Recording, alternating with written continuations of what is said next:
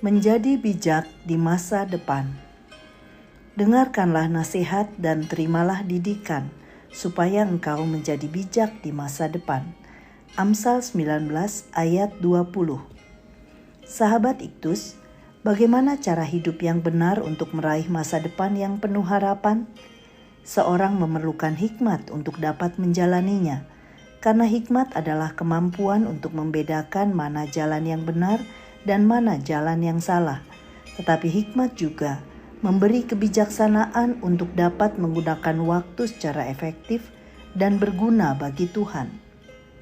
Kitab Amsal memberikan pengajaran hikmat. Bagaimana seorang menjadi bijak mencapai masa depannya, yaitu bijak bagi dirinya sendiri, bijak bagi keadaan lingkungannya di masa mendatang, bijak di tengah kehidupannya di dunia, dan tetap bijak hingga akhir hidupnya.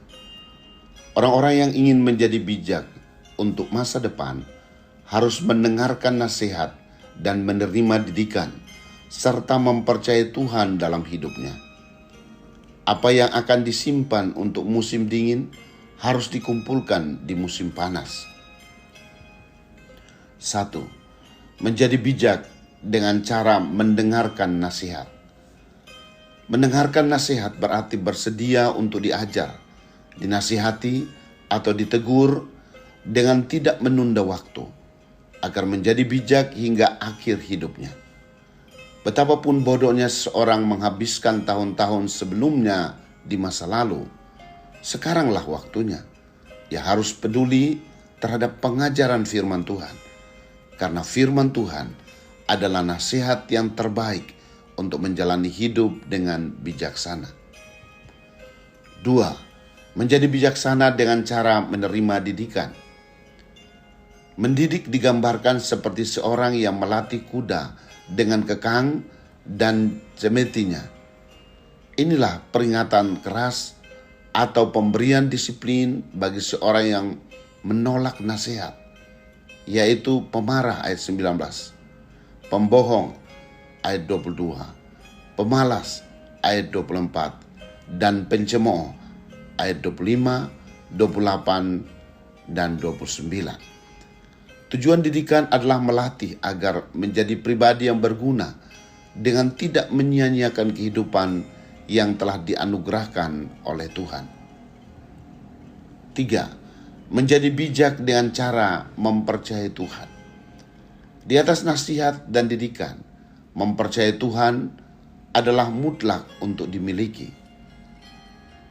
Seorang dapat saja membuat rancangan bagi masa depannya, tapi tak dapat menyembunyikannya dari Tuhan.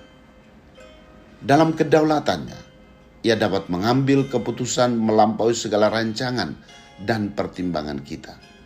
Karena itu, serahkanlah semua rencana masa depan pada Tuhan. Keputusannya terbaik untuk kita. Sahabat Iktus yang dikasihi Tuhan, apakah aku bersedia mendengarkan nasihat, pengajaran, atau teguran firman Tuhan? Didikan Tuhan seperti apa yang aku perlukan agar aku terlatih untuk mengisi hari-hari hidupku dengan hal yang berguna? Dalam hal apa aku masih kurang mempercayai Tuhan untuk mengatur masa depanku?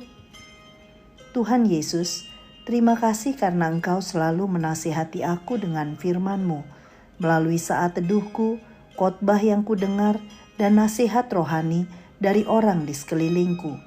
Bahkan ada waktu di mana dengan peringatan keras atau disiplin yang kuterima, Engkau mengajariku untuk tetap taat kepadamu.